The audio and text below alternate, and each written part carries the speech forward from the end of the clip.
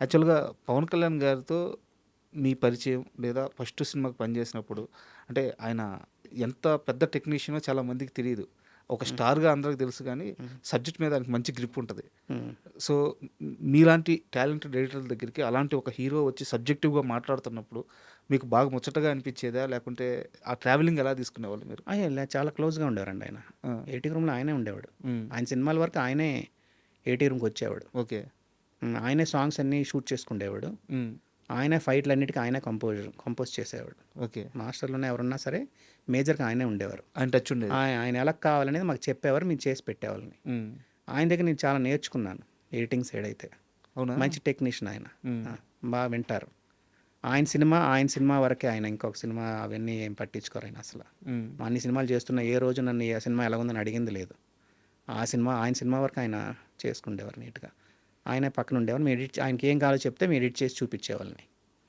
ఆయనకి నాకు ట్యూనింగ్ ఉండేది ఆ రోజుల్లో. ఏదన్నా చిన్న ఇన్సిడెంట్ మీ ఇద్దరి మధ్య జరిగింది.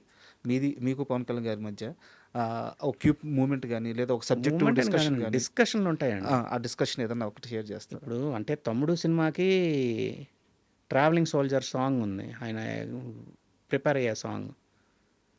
ఇంగ్లీష్‌లో ఉండేది. హ్మ్. ప్రొడ్యూసర్ గారి దగ్గర నుంచి, డైరెక్టర్ దగ్గర నుంచి అందరూ గోల. ఈ రోజుల్లో ఇంగ్లీష్ సాంగ్ రావడం ఏంటండి మన తెలుగు సినిమాలో వద్దండి, వద్దండి అన్నారు. హ్మ్. నేను కొంచెం చాలా క్లోజ్‌గా ఉండేవాడిని. సార్ అందరు ఇలాగ అంటున్నారండి అంటే ఆయన ఏం పెద్ద పట్టించుకోలే. ఫోర్త్ టైమ్, ఫిఫ్త్ టైమ్ అన్నప్పుడు ఆయన అన్నాడు. హ్మ్. వెంకటేష్ అది ఇంగ్లీష్ సాంగ్ అయితే మనకి ఆడుగా ఉండదు. తెలుగు సాంగ్ అయితే ఆడుగా ఉంటది. హ్మ్.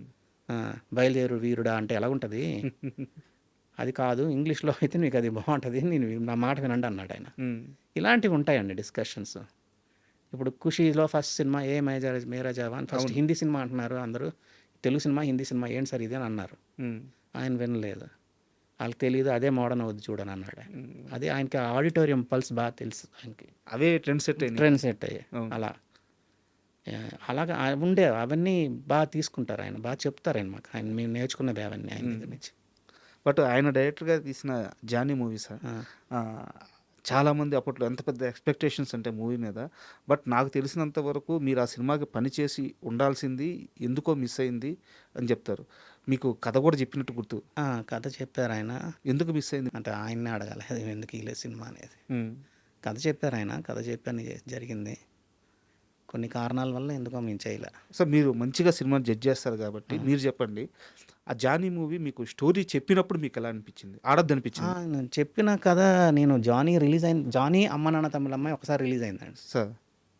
నాకు తెలిసి 'అమ్మ నాన్న తమ్ముళ్ళే' 'జానీ' ఒక్కసారి రిలీజ్ అయ్యాయి. ఓకే. ఆ సినిమాకి ఆయన ఎక్కడో ఆయన చెప్పిన కథని తీయలేదాయన. ఓకే. హ్మ్.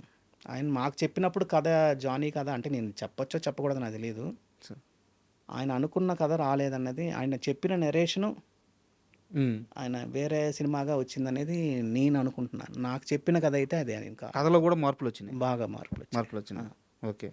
తల్లిపోయిన కథ అది నేను విన్నప్పుడు. ఓకే. అది తల్లి క్యారెక్టరే లేదు. మరి ఎందుకు మేబీ అంతే అదే ఆళ్ళు కూర్చొని చేసుంటారు. హ్మ్. నేను ఎక్సైట్ అయినా. పెద్ద సినిమా అవుద్దనుకున్నా. 'జానీ' హిట్ పెద్ద లెవెల్‌లో ఆడుద్దనుకున్నాను. బట్ అది అంటే నేను చేయలేదు కాబట్టి ఆ సినిమా గురించి నేను మాట్లాడడం కూడా కరెక్ట్ కాదులెండి. సార్.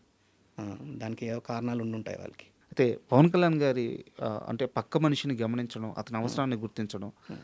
ఆ వ్యక్తిత్వం ఎలా ఉండేది సార్? అయ్యో! చాలా మంచి హెల్ప్‌ఫుల్ నేచర్ అండి. సార్. కొంచెం ఎప్పుడైనా నేను డల్‌గా ఉన్నాననుకోండి, "ఏంటి వెంకటేష్ ఏంటి ప్రాబ్లమ్‌లా?" అని అడిగేవాడు. హ్మ్. వచ్చి ఏమైనా డబ్బులు కావాలా అని అడిగేవారు. అవునా? ఆ! హ్మ్. అవన్నీ మన అసిస్టెంట్‌లకి గానీ, హ్మ్. ఆయన అందరితోటి క్లోజ్‌గా ఉంటారాయన. సార్. ఎవరైనా డల్‌గా ఉన్నారంటే ఎళ్లి మాట్లాడతాడు. ఎందుకు, ఏంటి, ఏదైనా కావాలా, ఏదైనా హెల్ప్ కావాలా? హ్మ్. ఇట్లాంటివన్నీ అడుగుతారాయన. And for more videos, Please subscribe to iDream channel. Subscribe to iDream Media. Please subscribe to iDream. Please subscribe to iDream. Please subscribe iDream. And please subscribe to iDream. For more videos, subscribe to iDream. please like, share, and subscribe to the channel. Congratulations, iDream. Subscribe to iDream. Subscribe to iDream. So, subscribe to iDream Media. ఐడ్రీమ్కి iDream team అందరికీ huge congratulations. Please subscribe iDream Media. Please subscribe to iDream. Subscribe iDream. Please subscribe to iDream. iDream అంటే నా కళల ఛానల్ను subscribe చేసుకున్న నోరు తిరుగుతలేదు.